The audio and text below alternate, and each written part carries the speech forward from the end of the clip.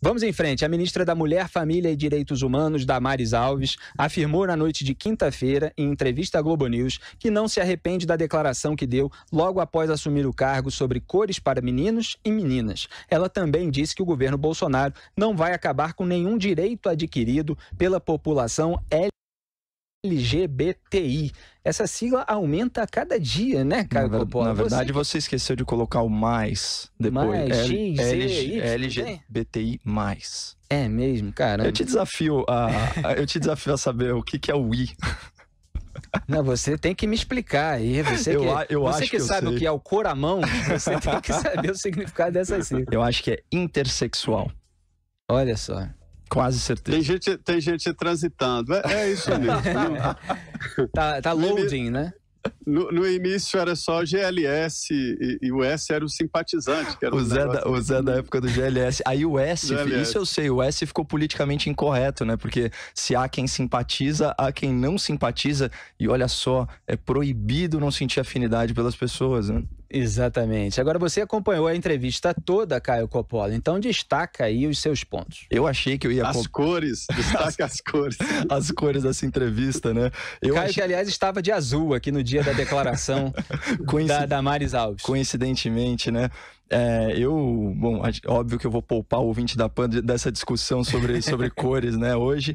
E eu achei que eu ia poder cobrar a insalubridade da PAN, como geralmente eu faço, né? Mas nesse caso a Damares, ela surpreendeu, ela jantou a bancada da Globo News com doçura, né? Eu vou destacar aqui alguns pontos e algumas frases da ministra. Óbvio que a tônica da entrevista foi sobre ideologia de gênero, né? Esse foi o primeiro assunto, pegando carona aí na crítica rasteira que foi feita a declaração dela, né? Lógico que todas as tentativas possíveis aí de desvirtuar o real significado da política de combate à ideologia de gênero, e ela explicou, né, sobre essa fantasia de que meninos e meninas nascem sem uma identidade sexual, né? Ou seja, não existe masculino nem feminino na infância. Ela usou a expressão crianças neutras. É muito bom, né, você conseguir fazer uma nomenclatura, colocar num quadrado para ver o absurdo que é essa ideia. E ela fala o seguinte, olha, sobre esse debate, né? Que ela até reputa como bem-vindo. Esse é um debate para academia, não para crianças em sala de aula. Isso é uma obviedade, porque isso é uma teoria sem nenhum embasamento científico para ser discutido sociologicamente, hipoteticamente, lá nas universidades. Muita gente está questionando, Felipe, bom, mas qual que é a implicação disso na prática, né? Nas escolas? Bom, você tem duas possibilidades. Você tem a doutrinação feita por aqueles militantes disfarçados de professores, né? Que eles vão intencionalmente provocar confusão sexual, plantar dúvida, explorar vamos dizer assim, a sexualização precoce das crianças com elas próprias e inclusive com colegas. Mas você tem também o caráter, se essa doutrina é adotada e tem sido adotada, né? Principalmente nas faculdades de humanas, pedagogia, magistério, por aí vai, do ponto de vista institucional, você tem uma orientação do professor, né, sobre como lidar com questionamentos das crianças, que são questionamentos naturais, sobre a própria sexualidade. Imagina todas as perguntas e respostas partindo do pressuposto de que a criança não tem gênero, que ela é neutra. Olha a confusão que isso causa, né? Só um parênteses, Caio, é bom lembrar que a sexualização precoce, em geral, gera gravidez precoce, aumento da possibilidade de transmissão de doenças por meio do sexo, convite à pedofilia, todas essas consequências que o pessoal militante ignora, ou omite, na verdade. A ministra defendeu muito bem um conceito de autopercepção e de primazia da biologia. Olha o que ela fala. Uma criança é o que vê. Ou seja, ela está pregando simplesmente o respeito à identidade biológica na infância, porque as escolhas sobre a sexualidade, elas ficam para a puberdade, para a idade adulta, e ela enfatizou veementemente que elas serão respeitadas, né? Sobre o preconceito, né, que geralmente é a crítica mais comum, mas na verdade o que vocês querem é não debater sexualidade, diversidade sexual. Aí ela deu aula, ela falou o seguinte, olha, dá para combater o preconceito sem dizer que meninos não são meninos e meninas não são meninas, porque é óbvio, basta ensinar desde a infância, como ela falou, o respeito às diferenças. Segundo ponto, as políticas para a mulher. Isso daí foi muito abordado. Eu separei aqui um trecho em que ela fala sobre violência. Ó, o governo Bolsonaro não vai tolerar violência contra a mulher, e isso desde a infância.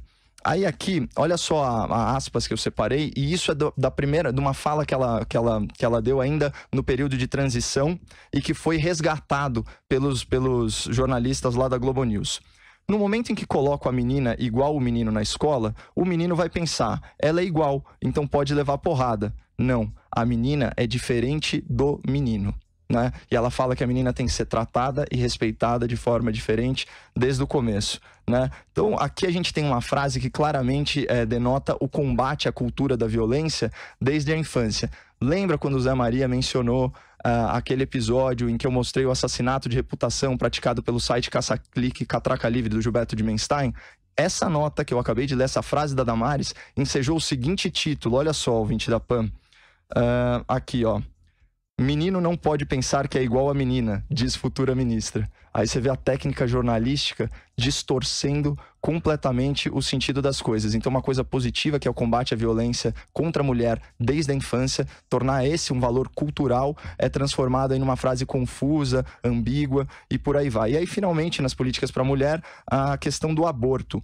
Ela deixou muito claro, não haverá nenhuma proposta de mudança de legislação. Continuam descriminalizadas as hipóteses de estupro, risco à mãe e a anencefalia, né? Só lembrando que, segundo o Datafolha desse ano, de agosto desse ano, só 14% da população apoia a legalização do aborto em todos os casos. Isso é uma pauta extremamente minoritária. E adivinhe só... Há muitos anos, né? Vários anos. Institutos de pesquisa refletem esse resultado. E a maioria das pessoas que apoia essa legalização é homem, não é mulher. Isso talvez seja uma pauta feminista, mas não é uma pauta feminina.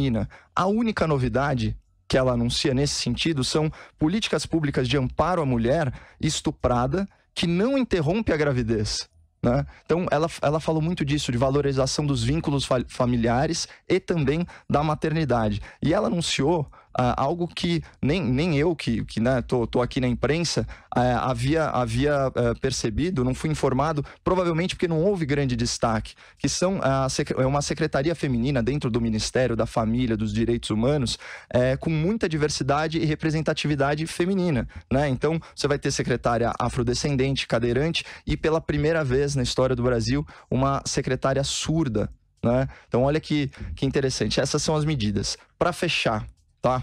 Que eu já estou me delongando muito. Queria falar um pouquinho da postura da Globo News. Você chegou a assistir alguma coisa disso aí? Você assistiu, Zé?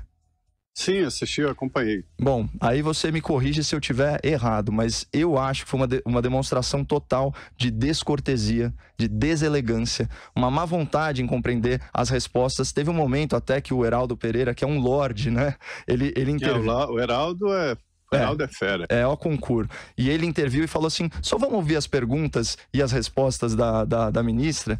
E foi uma grande decepção minha a postura grosseira do Merval, que, pô, via de regra, é um senhor muito polido, interrompendo a convidada, elevando o tom de voz, fazendo juízo de valor no meio do negócio. Ele bradou uma hora, Felipe, não é possível. No meio da entrevista. Então, para usar jargão feminista, além do interrupting, ainda teve o mansplaining. Uma hora ele virou e falou assim, claro que pode, eu quero saber se você isso e aquilo. Eu fiquei assim, passado. Eu estava vendo essa entrevista ao lado, inclusive, da minha mãe. Bom, uma hora, para você ter uma ideia, ela citou um dado de automutilação, que é uma coisa que está acometendo 20% da nossa juventude, né?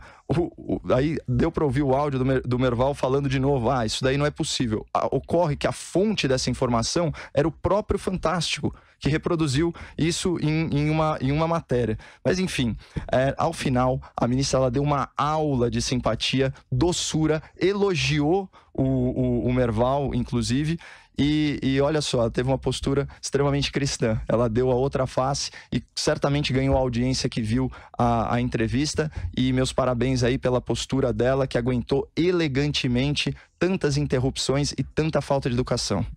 Tá aí, então, a Damares Alves contornando aquela declaração que a gente criticou também, evidentemente com nuances, não como os militantes fazem nas redes sociais, aquela declaração que a gente considerou inapropriada para o cargo de ministra, mas quando ela vai falar de uma maneira mais longa, com argumentação, pela descrição do Caio, ela conseguiu se posicionar bem. É isso, Caio? É exatamente isso. Ela... Olha, para você ter pro ouvinte ter uma ideia do nível de pergunta, eu separo, tem uma aqui, olha, o Merval pergunta para ela, não seria melhor a senhora falar menos e fazer mais? A gente comentou muito aqui durante a corrida eleitoral esse tipo de entrevista, isso? né, Zé Maria Trindade? Foi feito, inclusive, Roda Viva com Jair Bolsonaro, a própria Globo News fez com Jair Bolsonaro, quer dizer, uma entrevista que se transforma em debate político. Não é simplesmente, às vezes, você refutar uma declaração em que o político tenta sair pela tangente com um dado específico, constatar, mas é uma tentativa de desconstruir aquela figura de uma forma que parece um candidato adversário debatendo num debate eleitoral de televisão. Sabe qual foi a resposta dela para não seria melhor falar menos e fazer mais? Foi o óbvio. Veja só, eu comecei ontem. É difícil ter resultados num ministério que começou ontem. Eu, como ministra, me pronunciei apenas uma única vez. Por que isso é relevante? Porque o que a imprensa está fazendo aí? Eivada de preconceito elitista, anticristão. Está pensando falas dela... Exatamente, para causar polêmica. Exatamente. Isso da pregação dela como religiosa. Liberdade de crença é direito e garantia fundamental, pessoal. Tem que separar as coisas. Infelizmente...